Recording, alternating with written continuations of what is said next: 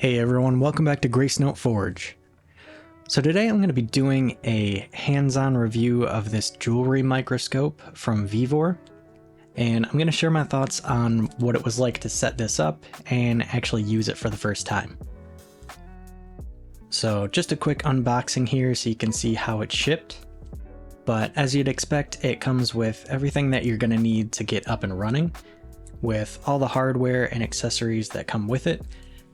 Including a little ring light for the lens, which is really nice to see. The microscope itself is packed in this extra bit of styrofoam for protection.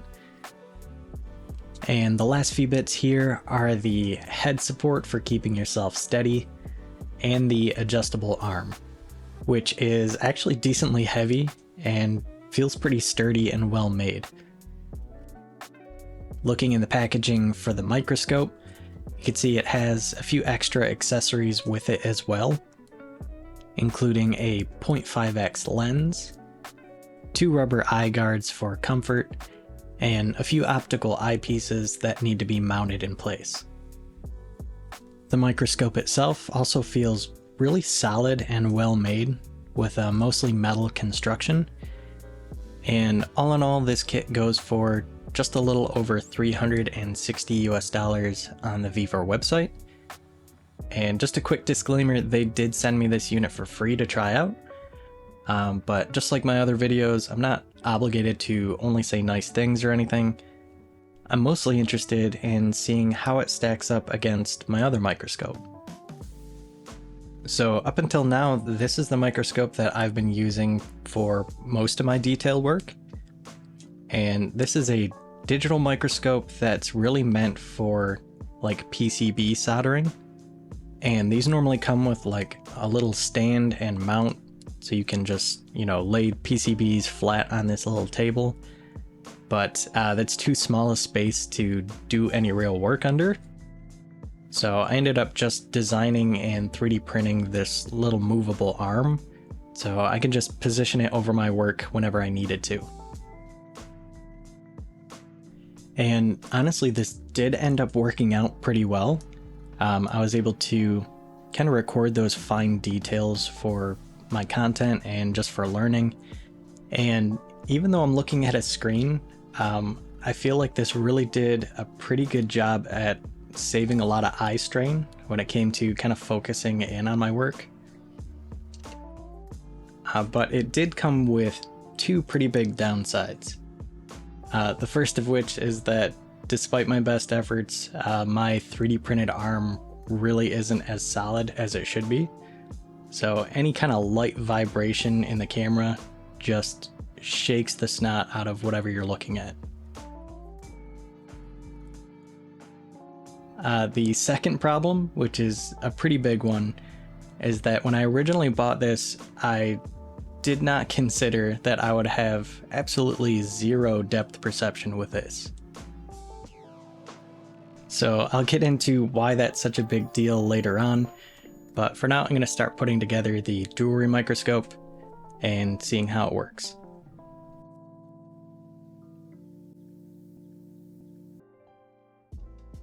So setting it up was pretty simple and straightforward. I just put it in place to where I want it to sit, and I just used a pick to mark off where the holes are going to be. That way I can drill a few pilot holes for the screws. And then I can just hold it in place with the arm fully retracted and screw it down with the included hardware. And I could tell pretty much right away that this was just way more solid than my 3D printed arm. And next I needed to install the mount for the microscope. So this has a bit of threaded rod that needs to be spun all the way up through this little piece of rail. So I'm just going to untwist that handle and begin spinning it up by hand. And this took a little bit of time to do, but once that piece of threaded rod pokes out of the top, I can just put that handle back on. And this is how you tighten down the ball head for the microscope.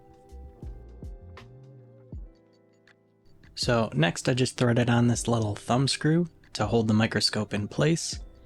But as I was doing that, I noticed that there is a little bit of a burr on the inside of these threaded holes, and I'd really prefer not to scratch up the surface of the microscope if I can. So I just went ahead and used a step drill bit just to knock off that burr and make it nice and smooth. Next, I can go ahead and mount the microscope and start installing the rest of the accessories. So once I tightened that down with a thumb screw, I then took off these plastic end caps and got ready to install the eyepieces. Now each one of these has a small set screw on the side here. So before I go ahead and install those, I'm just going to loosen those up a little bit with a screwdriver. Then I can go ahead and put both eyepieces in and tighten those set screws back down. Next is the rubber eye shields, and both of those just fit over the ends of the lenses.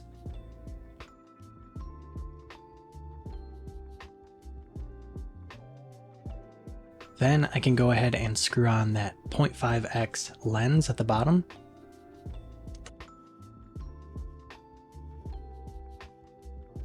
And also install the ring light, which is just held in place with a few thumb screws.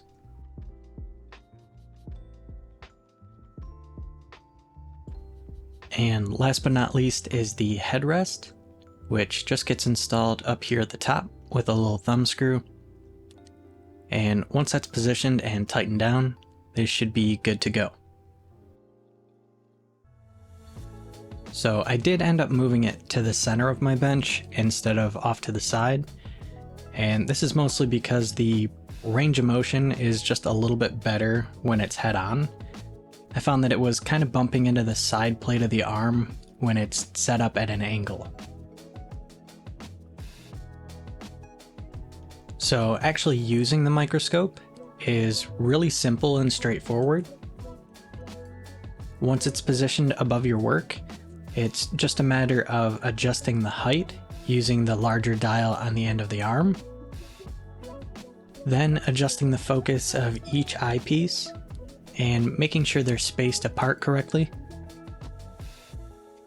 And I found that it can kind of take a minute to find that perfect distance to sit away from the eyepieces, but that's where the headrest really comes into play, and it does a great job of keeping you pretty steady. And after that, you can adjust the level of zoom that you want by turning this dial over here on the side of the microscope. So while practicing at first, it does feel pretty weird, but it really doesn't take that long to get used to. And the clarity that you can get with this microscope is absolutely insane. I tried setting up a crazy rig just to see through one of the lenses, and even though the video is pretty clear, it really doesn't do it justice to what it's like actually using it. The field of view is maybe about a little over 2 inches when it's zoomed out all the way, but even zoomed out, every small detail is just so clear. And zooming in even further just completely changes how you view your work. Everything that you can't see with the naked eye, every single tiny scratch or bump or surface imperfection is just so easy to see. And it just really gives you a sense for the level of precision that you can get.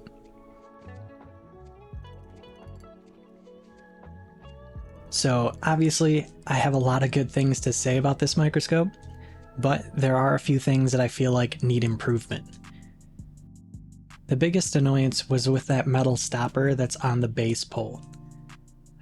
I found that every time that I spun the arm to kind of push it out of the way, it would slightly turn that handle that's used to keep it in place, and eventually just loosen it enough to where it would drop. And thankfully the arm itself doesn't like slam down or anything. For the most part it stays in place pretty well, but that's still something that I feel like was pretty overlooked. The second thing is that some of these nuts on the side of the arm are just a little bit loose, and you can kind of spin them with your fingers. So it's definitely something to keep an eye on, and I might end up changing them to some nylon nuts to kind of lock them in place.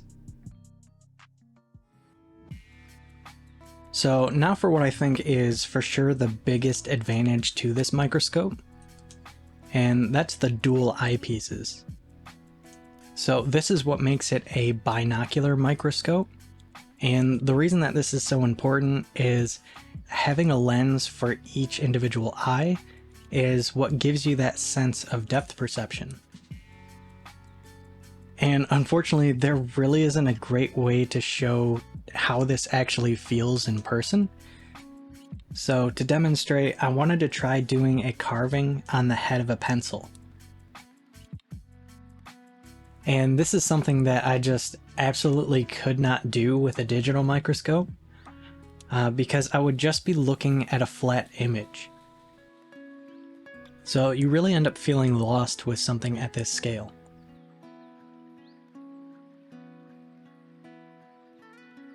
So I really can't express just how big of a game changer this microscope actually is. The level of control that you can get with it is just absolutely insane.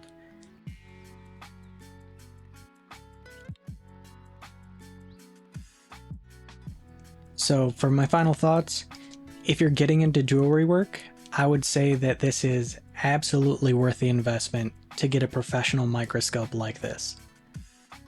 I really feel like I missed out by using my digital microscope for so long, but you know, I just never really had the opportunity to try one. So if you can, go try one out, or if you're interested in this one, I'll leave a link down below to where you can pick it up and also help to support my channel.